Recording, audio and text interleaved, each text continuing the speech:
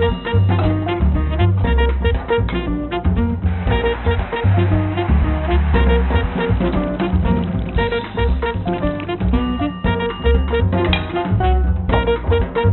am so excited in this episode of Chopping It Up with Buck to have my mentor, the guy that was at UCLA way before me. But man, I ain't that old. Don't be making me like old like Ray Bell and Frank Stevens, all them old dudes, man. Yeah, I'm still 40. Hey, but you know what was funny is I reached out to you because Terry Donahue wasn't your head coach. I know Vermeil was. But he was. Yes, he was. My last year he was. Oh, that's right. Your last year because Vermeil left and Terry became the head coach.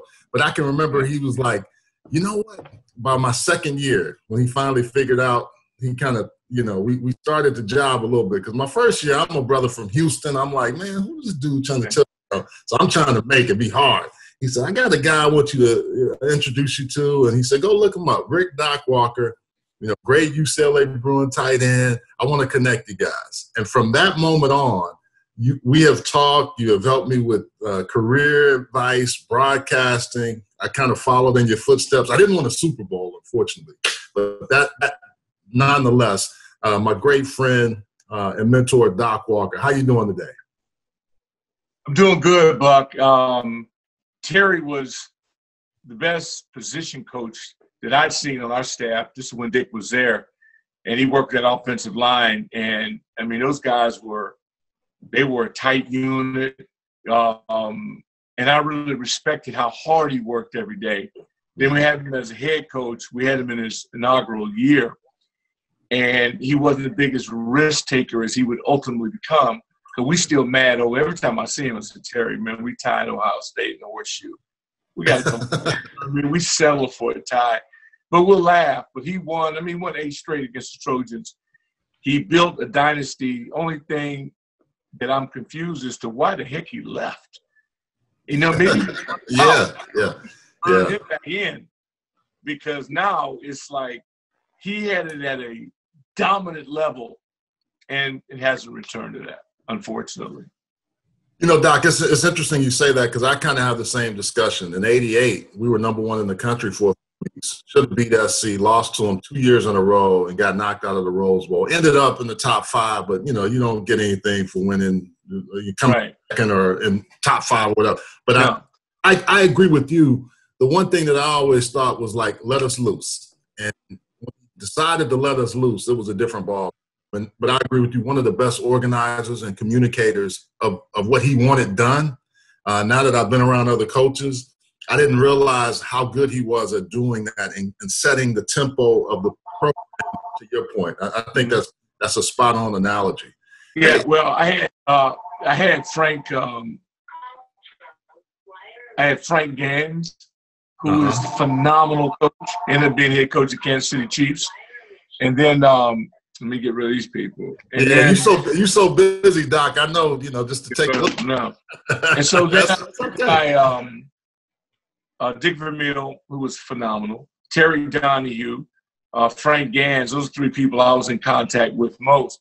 Carl Peterson was when I was playing X, before I moved to Y, Carl Peterson was our coach, the GM of the Kansas City Chiefs. Yeah. So we had people, but you needed that commitment to win. And I think it was there in Dick, because it was just no substitute for Dick. We thought we were going to Rose Bowl and have a party. Dick said, hey, it ain't worth going if we don't win. And he had to snap people into that mindset. So there was a lot of growth in that. And the 76 Rose Bowl, everything that encountered, beating SC 39-9, all those things going into it, conquering everything you have to do. So no matter what the year is, and the big boys are still the big boys. Ohio State is still a monster. Alabama died but came back to life. Yeah. So these things are coming. I don't like to see the Trojans down. I don't like the West is down. Oregon's touching it, but they touch it, they don't punch it. We need to punch it. See, so I'm still, out here living on the East Coast. They don't even watch us. The whole thing's too late. So part of that, there's a lot of pride in that, but hey, it is what it is. And right now, I just settled to seeing our guys play again. That would be cool. Yeah, that would be good. Well, you were born in Cherry Point, North Carolina, and then you attended high school in Santa Ana, California, Valley High School. When did you guys move out to the West Coast? Father, yeah, well, he was a Marine, so we got stationed. You know, I'm laughing at these baseball players now, and I tell them to their face, you talking about you don't want to be away from your family for 4 months to make millions of dollars. Our fathers were deployed for 9 months or to a year. Families went without their fathers and mothers in the military. Grow up. Yeah, grow up. Seriously. My dad didn't serve, but I have family members that served. No question, but I'm just saying. Exactly. Have to do, that's part of the American way. These people went to fight for the rights for us to play sports, and now we got some jackasses talking about they don't want to be away from their family from whatever. Yeah, okay, step up, man, seriously. So this whole Corona deal has opened up a perspective. You really start to value what you miss. Now you see how important some of them little things were that you took for granted, I took for granted. And now you're stuck with yourself. Yeah. And not everybody likes themselves. That's what you start to find out.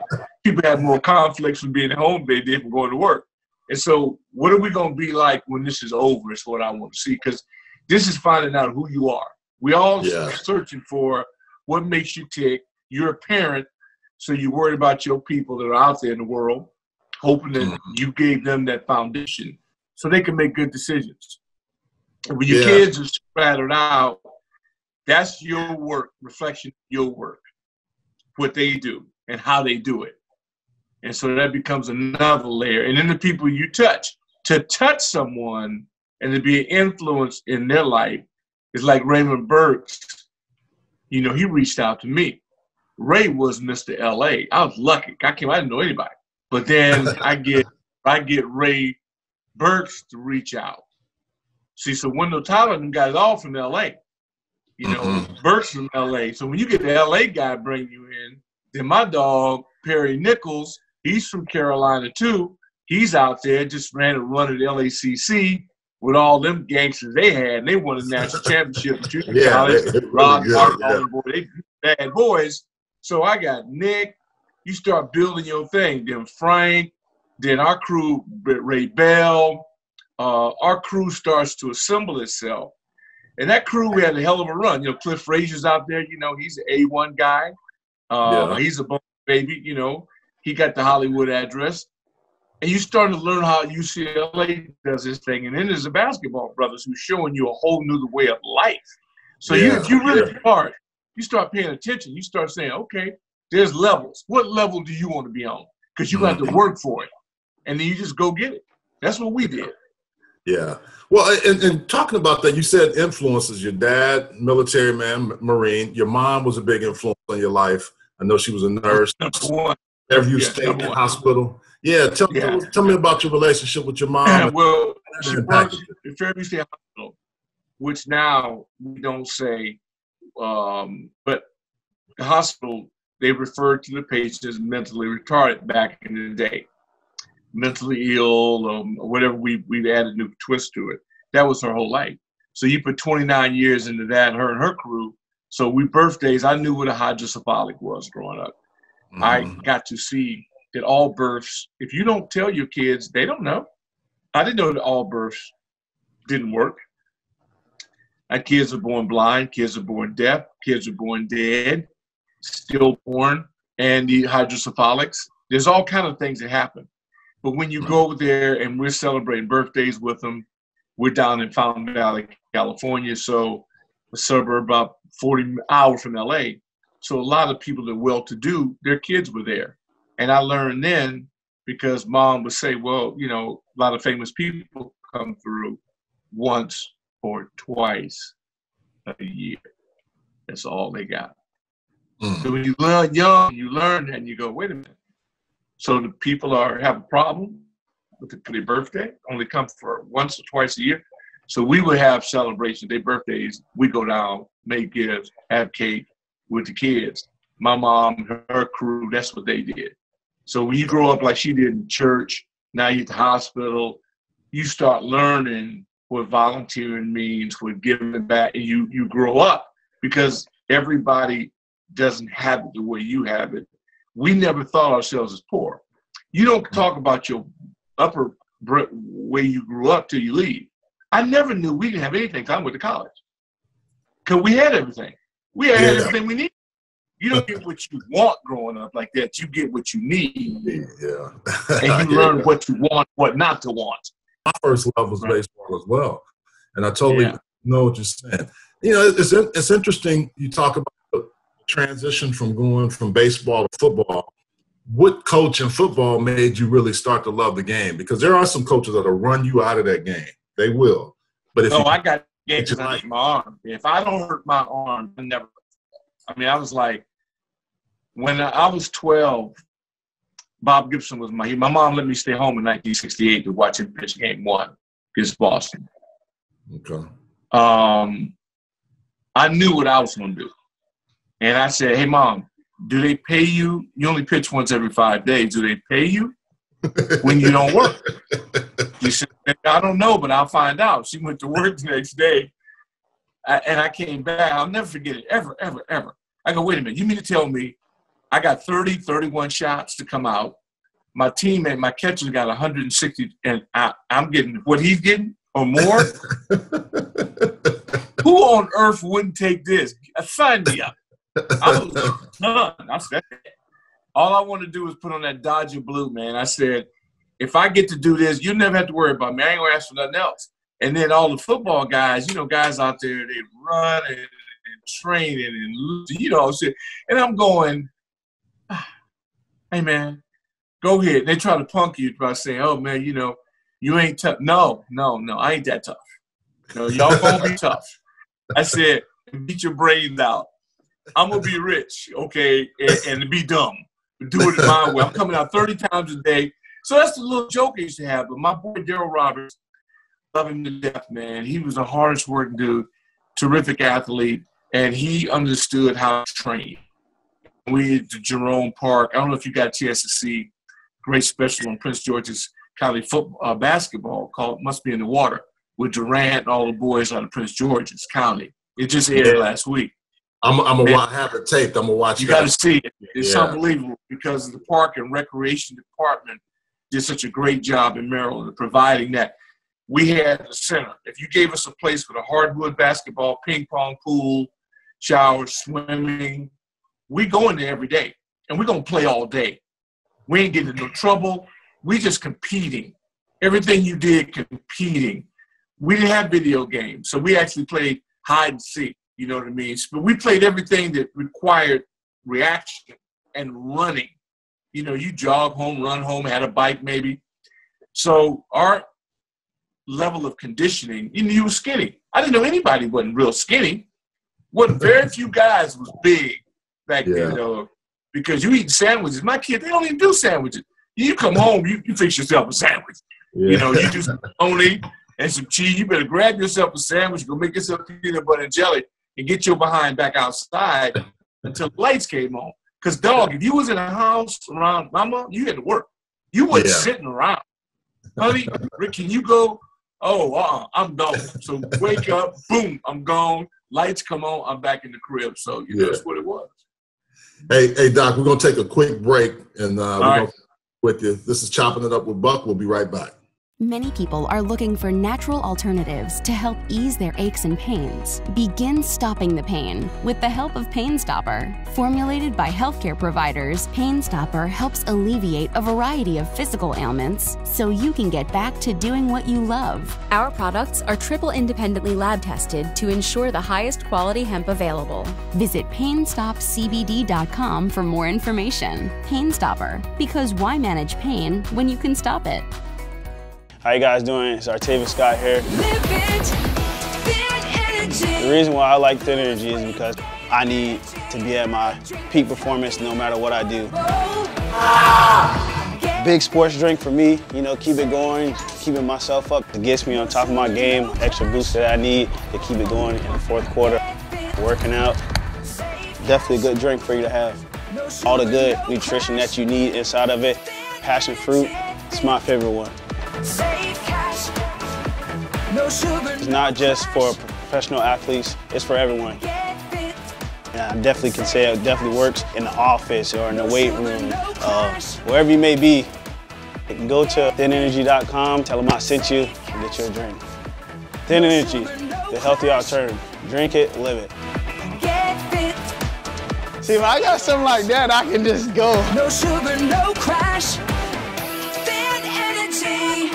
All right, we're back with my man Rick Doc Walker on Chopping It Up Buck. So Doc, I mean, I love the stories about playing outside. We talked a lot about that. Anytime I talk to you, I think that's how we all learn how to, you know, do the different sports, learning basketball. I mean, different muscle movements and all of that. I ask you about your, you know, when you got to UCLA, what was it like for you, and you know, what was your experience there at UCLA? Really, you know, Frank and Ray, our crew, man, Willie Beeman, all the boys, man, we met up on the road. First of all, we had Dick Vermeil, who drove us all together. Yes. Because going through the hardest physical training ever. So you're questioning, your man has been tested every day. Yeah. So when you go through a radical cultural change that he brought about, you had very little free time. You didn't want to do anything but sleep. And you were basically a zombie to practice, and a zombie. And then the one day before we were going to quit on him, he gave us the day off and started crying. It was the first time I seen a man cry from his position. And we had been meeting saying, man, this is crazy. And that day, somehow he knew. And he had us up in Dykstra Hall. Yep. And he or Reber, one of the two, and he said how proud he was of us, and that he was taking the day. He wanted us all to just go back to the dorm and take the day, and how proud he was. And when we come back, we would pick up where we left off, because he never had a recruit that worked as hard. So right when you didn't think the dude was paying attention, he throws that on you. And we had, you know, Johnny Shire. We had great leadership. Yeah. It was like Randy Cross, Jack D. Martinez, all these dudes, man. We had Phil McKinley, the huge corporation, Ray, you know, Horton. So we got there's a lot of older guys there, and you just trying to fit in, and then you realize how hard this is, and then this guy simplifies it. If you worked as hard as he pushed you, you had to beat your opponent. There's no way you could lose to anybody and go back and deal with this guy in the system. So it was crazy, but our group was so close. Yeah. That, man, I couldn't pick a better group of dudes, man, to do that with. Yeah. And it's funny you bring that up. We've had Marshall Falk on, we've had Kevin Carter, and they've all said about the crying. But on the other side of the crying is how hard Dick made them work, even in their Super Bowl year. They said it's just one of those situations where you never knew how hard you could work, and he probably would have pushed you. I was 19. I can't know how the Eagles, I don't know how the Cardinals did. I mean, he had grown men then. Yeah, yeah. I mean, Bill Berge and those guys, he was in Philadelphia. I used to talk to Berge and those guys, man. Ron Jaworski, Harold Carmichael. One thing about Dick Vermeil, if you're an alumni of his movement and how they work, you all know the same thing. You know what it feels like to be pushed to the brink. You know what, at least you know what it looks like, because he pushed everybody to that point. And he was a genius in how he went about it. But the one thing you can say is that we won with it, and it worked. And it started a legacy, and Terry picked it up, and it continued to work. And it was a good thing watching those guys at Rose Bowls and seeing how they were climbing and building and recruiting. That was good. Nothing you can do about it unless you're a big donor. You out, you know, and you just hope. But everybody looks back to just check out on how they doing. And it's horrible for the basketball team now, although they came on strong towards the end. Yeah. But it's like something is missing. You know, it's just But, you know, it can be taken away from you, man. It can be. Nothing ever. Yeah. It's interesting, Doc. You talk about that because you won a Rose Bowl. Then you were drafted by the Bengals for years, got injured, and they wanted you to play when you weren't healthy. And so tell us a little bit about – Yeah, I mean – So, now, what's all good about it is that the one thing I tell all these young kids, one good thing about being out west in Westwood, about being in Westwood, is that I never felt like that I had to play. You know what I mean? Yeah. Football in order to make a living. You know, because you're exposed to the Queen Anne's, you've been exposed to how people make a living. Yeah. So I never was like, you know, playing be great, but it wasn't my lifeline. I got you. Yeah. I wasn't afraid to work. I look forward to work, trying to build a business, being an entrepreneur. Yeah. The last thing I thought, and they taught me in reality, at UCLA, being around Hollywood, being around Lakers and all that, I thought if you became a pro, you were rich. I had no idea that the league, the National Football League, what a scam. There's so few guys that are rich. It's like the military. It's like a rank and file deal. You do get the multi guys or whatever, but rank and file is going year to year, year to year. And if you don't have the quarterbacks at the head of your political fight, you get nothing. It's a league. It's split between the haves and the have-nots. And thank goodness now we just got that labor deal. We got a little bit of reprieve for the rank and file.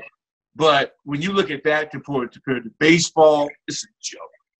I mean, you start talking about people retiring, guys cashing in like Hall of Famers, cashing in when they were 40, 45, which is sinful, getting $200 and $300 a month. Really?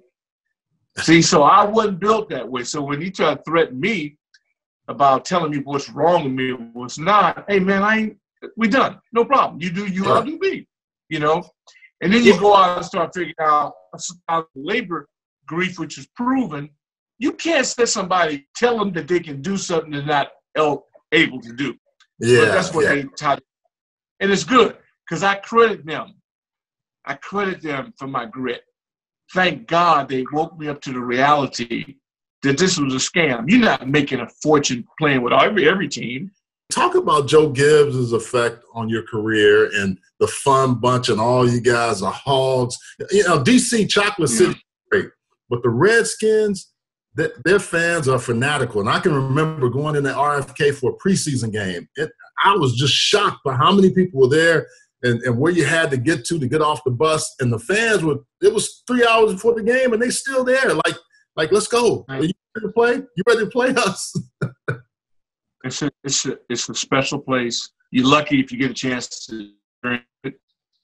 What I learned that for a team that was the most racist team in football, with the racist owner, that it could be such a place that embraced you, and it had a collegiate atmosphere. And it was, you know, at UCLA, we could go from, you want to go from 45,000 to 105,000, lose a game. Out west, lose a game. You're right. You want to go from 50 for them for 70 to. If you want to see half your block gone, lose the game. Whereas out there in LA, they demand that you win. They don't even consider you if you don't win. Whereas by contrast, these people treated you like you were a high school. And I was at the Marriott for 3 weeks when I first got here on a Thursday. I had people calling me, offering me to come out and have dinner in these homes. I didn't know where I was at. It was called Middleburg. Google it. Okay. It's West Hollywood or Baldwin Hills, and people calling you, asking you if you want to go out to dinner or you like somewhere to stay. You know, it was a feeling that seldom have I ever felt in my life to where it's equal. Or to me, how you look matters everywhere and every time. It's factored into every decision. And I don't get a chance to control your subconscious because you judge me on sight. So it doesn't really matter what I say. You've already made an opinion upon me on sight. And that's the difference between being a man of woman of color and as opposed to it. Everybody thinks they can sympathize with you. They're clueless. You have no idea what it's like to be prejudged. So the kid here and be legitimately embraced simply because you're part of this tribe was so comforting. And that's why now, as long as I'm associated with them, my commitment is to that fan base that it's not like they were the defending world champions. They had success in '72 and they played out at the Coliseum and lost to the Dolphins who were undefeated. But Brick Owens was on that team, Charlie Taylor, Barry Brown, Charlie Haraway, Jerry Smith. For whatever reason, they stayed in my hometown to saddle back in for the Super Bowl. And so we knew they went town. And Brig was from Orange County. So it was a natural link for me with the Skins. I'm going, wow, love Charlie Taylor. You know, we all love that big X because we were all pushed down. We all wanted to be outside. Yeah. You know? So you're outside, I'm watching Charlie Taylor, and I'm looking at guys like him, and I'm going, woo. But this fan base, incredible. Invite you to dinner. You go to a bar. You go to pay your check. Nope. You don't pay. No, you don't dry cleaning. You put your clothes in dry clean out of the restaurant. Come back to pay. They go, no, Redskins. What? I'm like, wow. And so it became such an infectious deal that once Joe came in, and Jack was good, and we lose our first 5 games, and Joe, you could see greatness always shows its head when times are the worst to me. Yeah. He never changed our plan. He adjusted things. Our value system remained intact. About how the Fun Bunch came up. How did y'all come up with that? Well, you know, you don't get to know everything. Some things we keep below behind the back. It's just, believe me, as you well know, most of the things that come out started off silliness. Yeah. Started off in the stretching line. You know, most of our crap starts warming up. And that whole system, and we had a couple of things that we referred to ourselves at. We had to clean it up for public consumption. And that's what it ended in the Fun Bunch. It didn't start off being the Fun Bunch, but it ended up being the Fun Bunch. And we lost Art. It was all about the fact that Art was he was like Babe Ruth for us. So, you know, every time we in a jam, he hit a home run, we win. Every third night, like, dude, the dude's incredible. Charlie Brown, Art Monk, got Smurf, Donnie Warren. You know, we got all these guys, Clint, Charles. Oh, we got a lot of people. But James Arthur was the straw that turned the drink. So we said, and James got hurt right before our playoff run. He broke an ankle. So our first Super Bowl run, we don't have Babe Ruth. But what it did was it made everybody take a slice of the pie and expand their games to make up for his production. So it made us harder to defend because we were doing things nobody had seen done. Yeah. And Joe was such a genius in manipulating the defensive player's mind by our movement. We made them think. And you know, when in our generation we grew up, the only reason you was on defense because you couldn't catch or you couldn't remember. Right. That was we discarded people on defense in our generation. So we knew that if you challenge people and make them think more than they are accustomed to thinking, and we reduced their recognition time based on multiple movement. What appeared to be very complicated was pretty simple because we ran 5 plays out of 55 different looks. Yeah. And so with the old film, we used to give you 3 canisters a week. You give us 3 or 4. We knew that whatever we sent you, we would never do again for another month. So whatever you were working on, we would never, it was done. We trashed it and move on. But there were variations. And so it was genius. If you like an X and O's guy, I love the preparation. I love the process. I loved all the prep because it was challenging to see could you ace it and not blow anything. So when you got all these movements, you got sound, you got an audible situation. They're doing the RPOs now. We was doing that in the 8. I mean, It was just termed, it was different. You have to have a veteran quarterback, and we had Joe Theismann. And you have to have some mobility because we moved the pocket. You can't protect anybody in this game today with a stagnant pocket. You got to be able to move it. And we had sprint and we had dash. Yeah. Well, Doc, we're gonna take another quick break, and we'll be right back. We got. I mean, so many places we go, but I'm excited. No. You got to pay a lot of bills, man. You got a lot of sponsors. I get it. And we'll be right back with Doc Walker. Live it, thin energy, lose weight, gain energy. Hi, I'm Mike Gardner, founder of Thin Energy, the wellness energy that delivers each and every time. In 6 weeks that I've been taking Thin Energy, I feel fantastic. I lost 7 pounds in the first week. You just squeeze it in, you take a shot, and you're done. Get your drinks, get you hype, get you ready. I feel great. Jump on, try Thin Energy. Drink it, live it. Thin energy. Many people are looking for natural alternatives to help ease their aches and pains. Begin stopping the pain with the help of Pain Stopper. Formulated by healthcare providers, Pain Stopper helps alleviate a variety of physical ailments so you can get back to doing what you love. Our products are triple independently lab tested to ensure the highest quality hemp available. Visit PainStopCBD.com for more information. Pain Stopper, because why manage pain when you can stop it? You had me laughing when you were talking about Dick Vermeil because of Marshall and Kevin said the exact same thing. And they said, Kevin was saying they had a party like no other party when he, because he said they got to a point where they were getting ready to mutiny. Me too. We tried to quit twice on him. Rose Bowl. At Rose Bowl week of practicing, this dude walked on. It was so funny. Ray, Frank, and I went to get taped about noon. I said, if this thing don't work, I'm going to be taped under my stuff, just in case.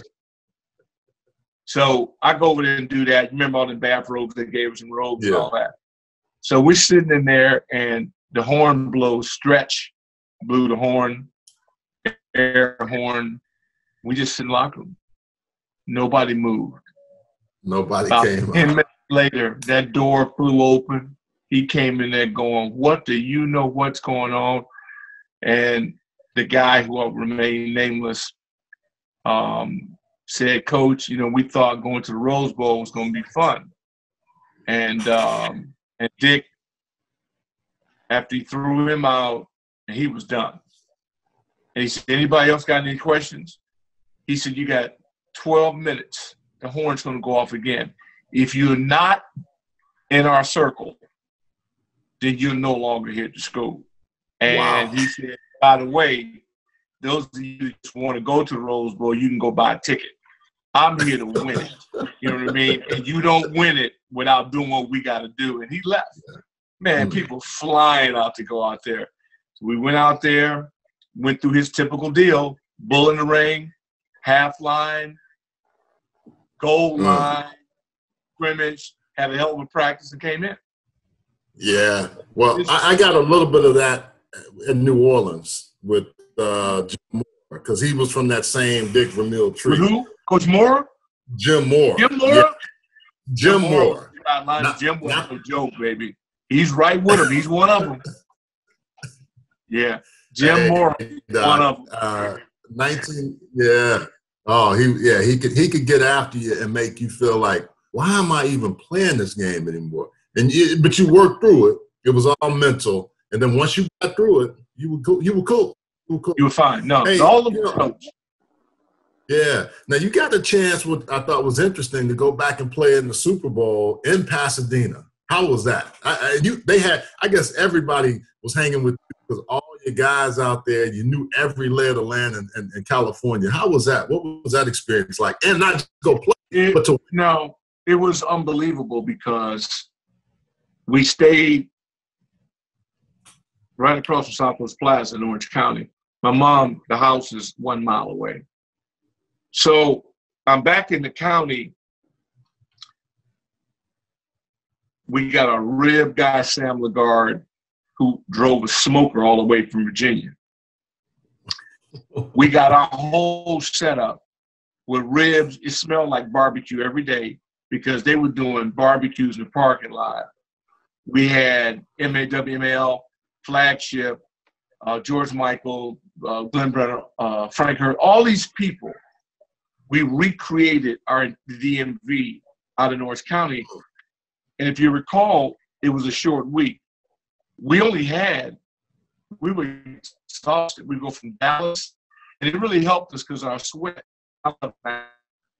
but blue sweats in our bag, which means one of their executives, hopefully, assumed Dallas was going to win the championship game. Mm-hmm. So we cashed all their sweats. So you go out there with that chip, and we're supposed to go out with the Rams, Fullerton in practice. And every trip, every bus ride we went to, it was silent because everybody is asleep. You're so exhausted. Mm-hmm. And thank God they went back to give me that week in between. Because when you went on Sunday, and then you got tickets to figure out Monday, travel, and then you go, you're out on it's too much. And so it's the way it went until Fulton Walker ran that return back. Mm-hmm. Everybody's kind of like we know what we got to do and we're going to do it, but it's who's going to start it. And when that boy ran that return back, that was a reality check that, oh my God, these dudes are capable in the Super Bowl. They can beat you. And I think that kind of got it started. And then our defense just shut them out to the point in the second half. It's embarrassing. Yeah. And we controlled the line of scrimmage again. And then things started rolling. But to be out in Pasadena and have a Rose Bowl there and then Super Bowl, you can't – I'm going through El Torito at 1 in the morning in a stretch limousine, and that – so you had to go back to – we lived in Inglewood. So if we were going by the donut spot or we were going to go somewhere – because that's how you grew up. Yeah. So Ryan threw it 3 stretch, taking the stretch through – and going back to the county. I'll never forget it. It couldn't have worked out better for me because it was home. Mom got to feed her and her girlfriends got to feed the entire team in 2 nights.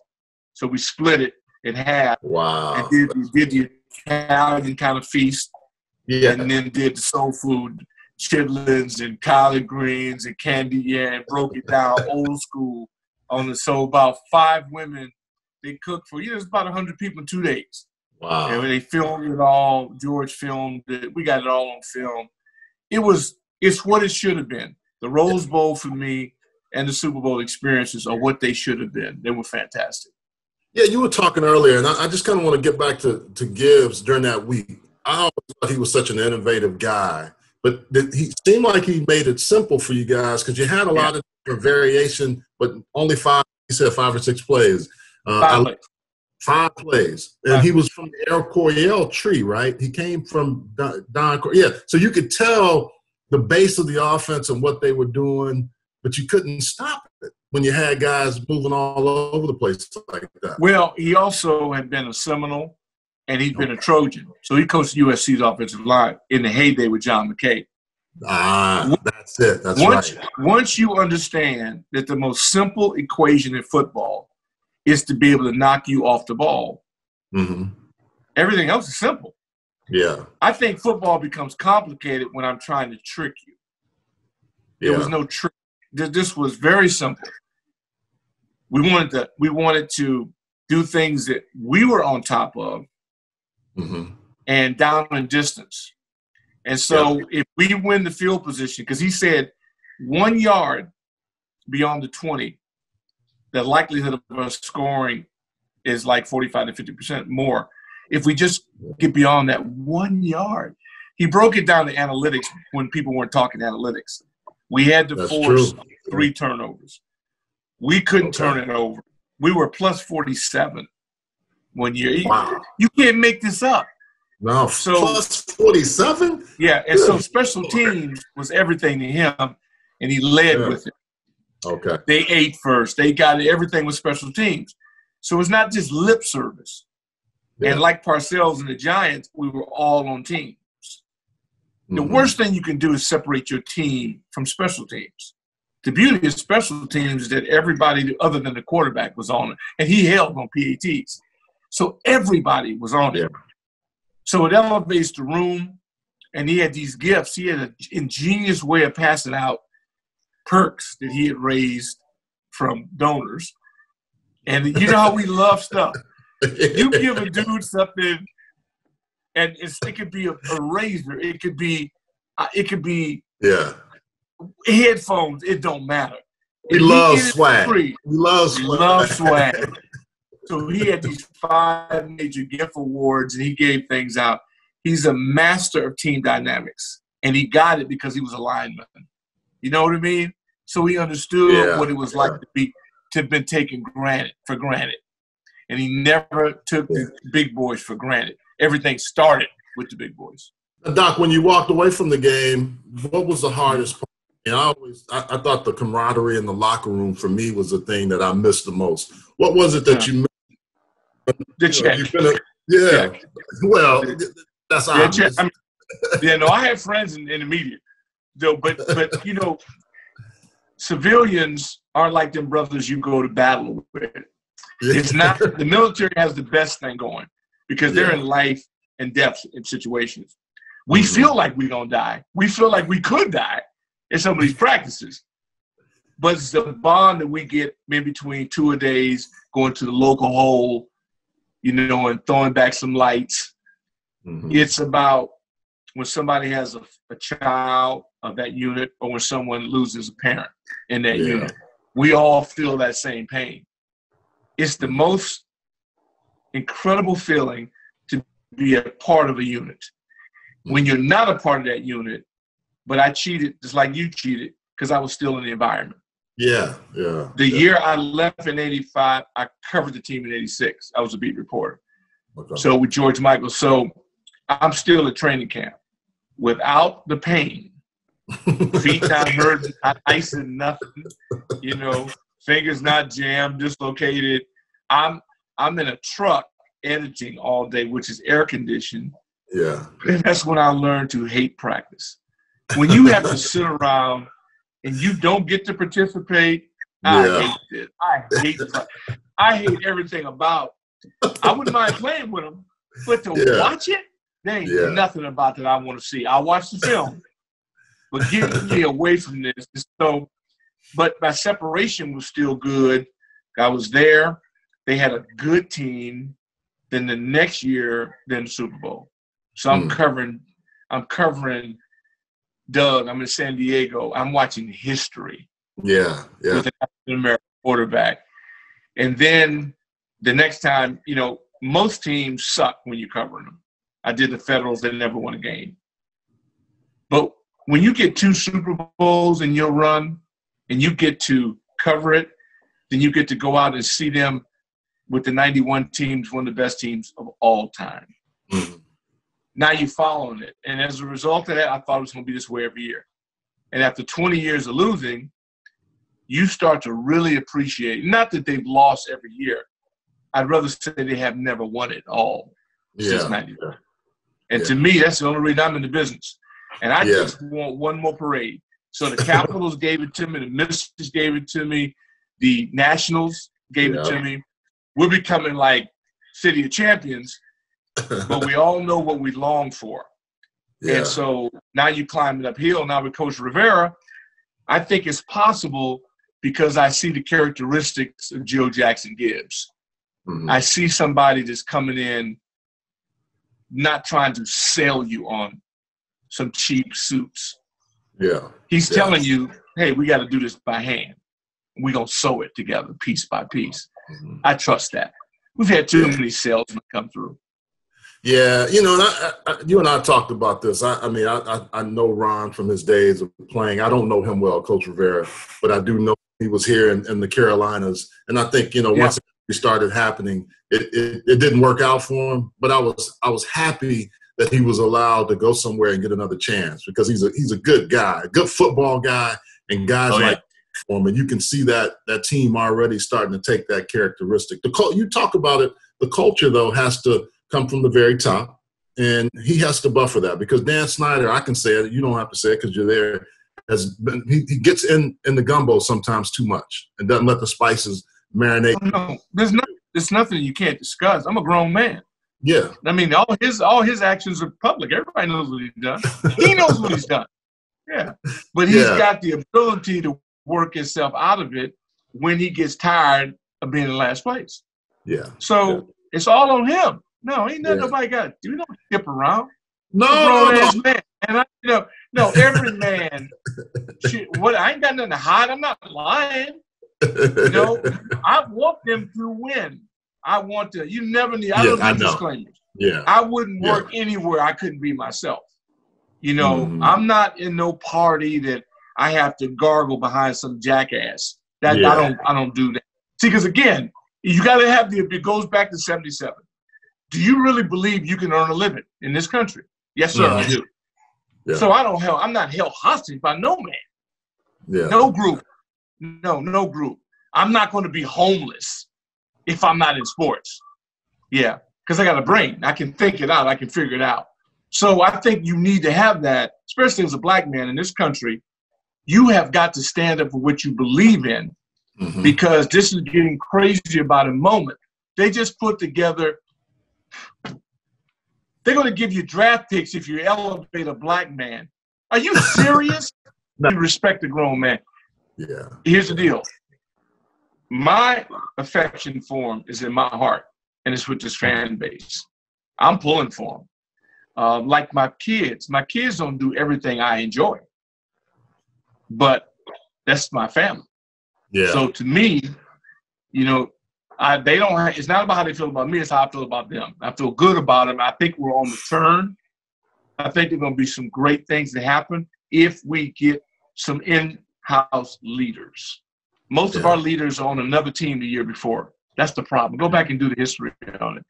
Yeah. The last 6 of our 10 captains were on other teams the prior year. Who does that? Nobody does that. Hell, you can come off the street and come in here and be in charge. That'll change. And once that changes and you get real leaders in there, then you got a chance to win. So, Doc, tell us about you do a lot of charity.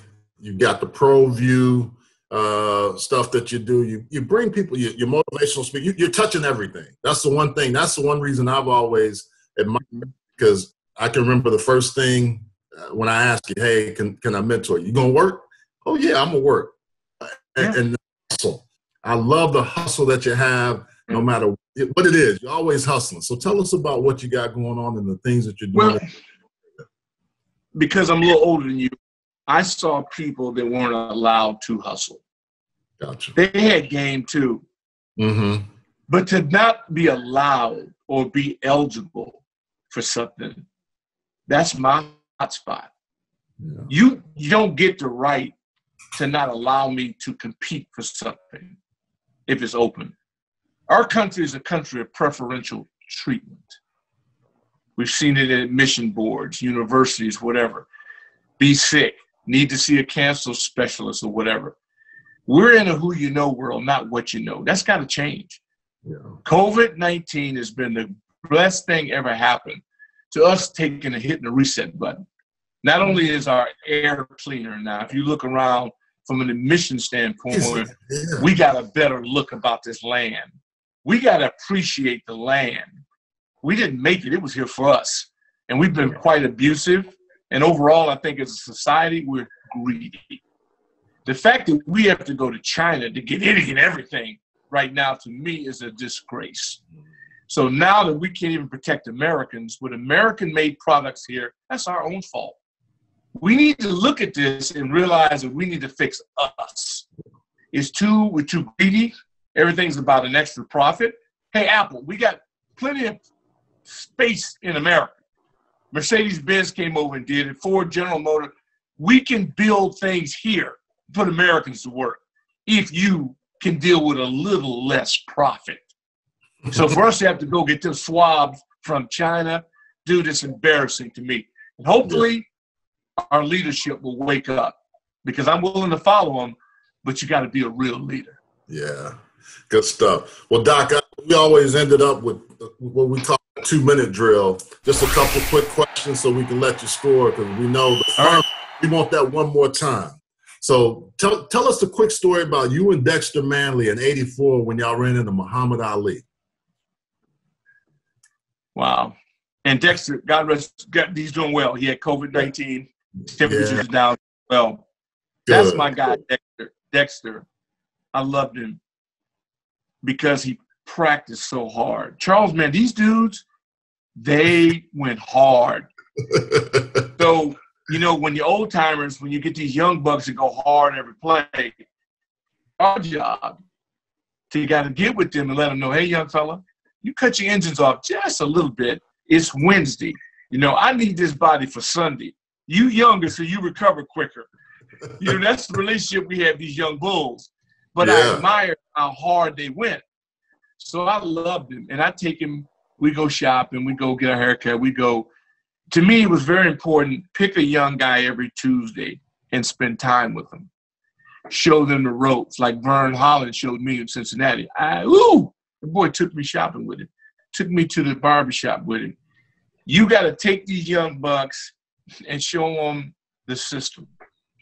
So I would take Dex and we go out, and I had so much fun because he sweat so much. He going to a place at the Millennium Pena, go to the mall, and he was so muscular, he put on stuff and rip it. He'd rip stuff just flexing.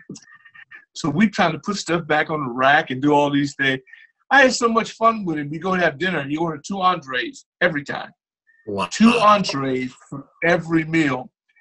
And I just felt like, you know what? I love this dude so much. I thought the university abused him. Mm-hmm. Because you come to a university, you come out in 3 years and you can't read, and they didn't help you through that. And it's another indication of how you can get used in the system. We got to learn how to use the system to our benefit.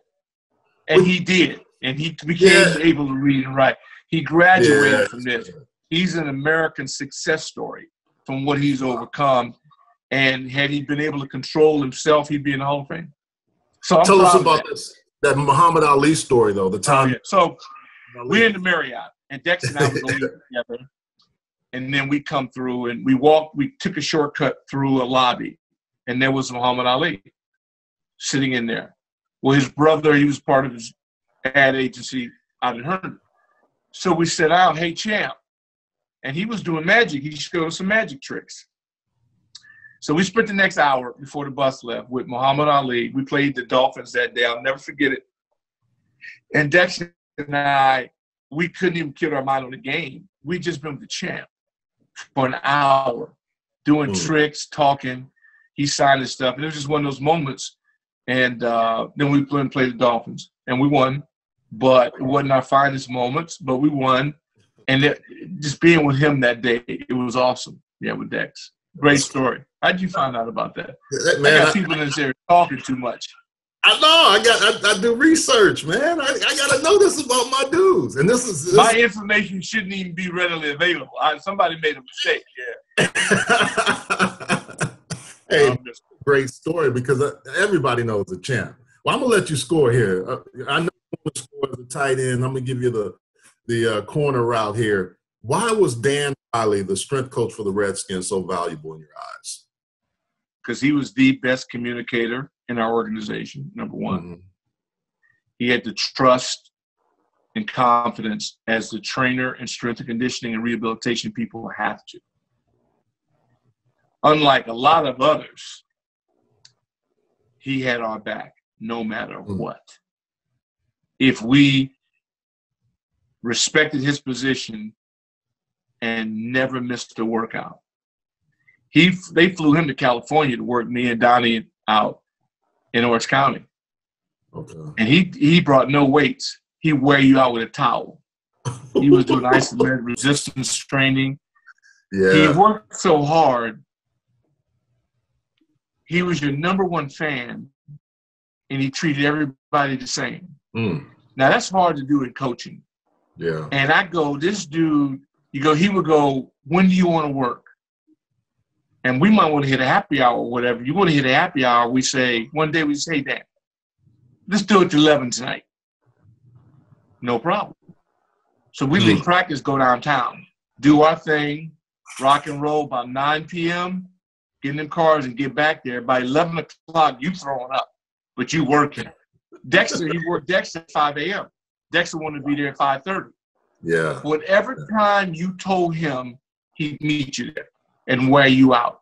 Him and Jim Sparrows, man, 2 guys, and Mama and Mommy, they 3 dudes, and they didn't say, it's got to be. No. When do you want to do it? So that means I'm there for you, unconditional love. I don't care what the circumstances are. I got you. And the fact that Joe Gibbs allowed him to have that kind of power because he could see. He ran our calisthenics. He'd come out sometime with a bandana on and a jock. That's all he'd wear. And he'd wear combat boots and a jock. And Joe would look at him and just kind of just go. Joe let things breathe. You know what I mean? You got to Yeah. If you knew the things that we did and were done, I can't repeat them. I'm sworn to secrecy, but I can't believe he allowed it. I can't believe he did it. He did not overreact to our stupidity. Yeah. And that's priceless. Because, dude, we did some dumb things, and he never overreacted. Doc, hey, I just want to let you know, man, I appreciate you. You know, this is what I'm going to light up a little later. Next time we're on here, this is chopping it up, and I know you love cigars. So next time we're on. Oh, I'm loaded. Yeah, we're going to have a cigar. Yeah, show me what you got. I know you always. Well, no. You know, just a little something. I just, you know, I just, you always have to have something special sitting for a brother, just in case. You know? Yeah, it's been about 6 months, not quite ready yet. And then, but in your honor, and of course your show, that Chop It Up, boy, there's a lot of Chop It Ups out there, but ain't nothing like your Chop It Up. Oh, man. Hey, Doc, I'm going to tell you, I appreciate you more than you know.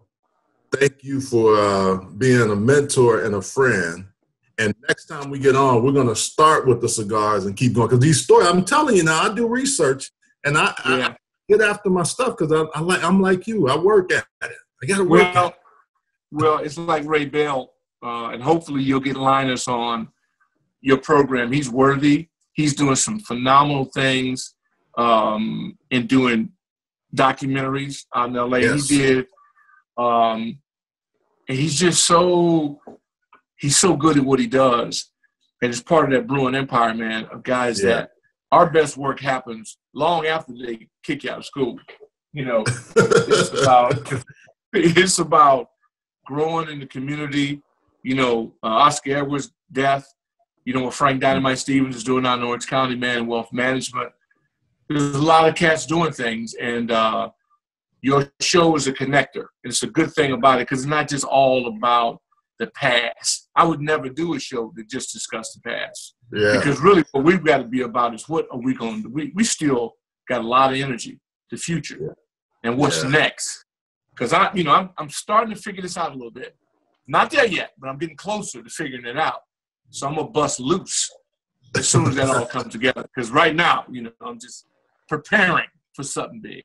Well, what we're going to do is I'm going to take that because we've talked about roundtable with guys like Frank and Ray Bell and some of the other guys, and then doing this format. But hopefully, once we get out of this COVID stuff, we'll be able to do it live. So next time I'm in the DMV, I'm going to call you, and when you get down to the Carolinas, you got to do the same, and we'll chop it up in real time. Yeah, good deal, man. God bless. All the best to your family. And I love you because you just keep grinding, man. And I'm so disappointed that you didn't get to coach as long as I want to see you coach. You represent 50 brothers I know that should have a full-time position in the National Football League in some capacity. And they don't because somebody's nephew's, uncle's, child's, kid's, neighbor has that position. As long as I got breath in my body, I'm going to make sure that the public knows that it ain't right. Well, I appreciate it, Doc. Always good catching up with you, man. Thanks for joining us. And enjoy that stick. It looks good. May God bless. All right. Later, baby.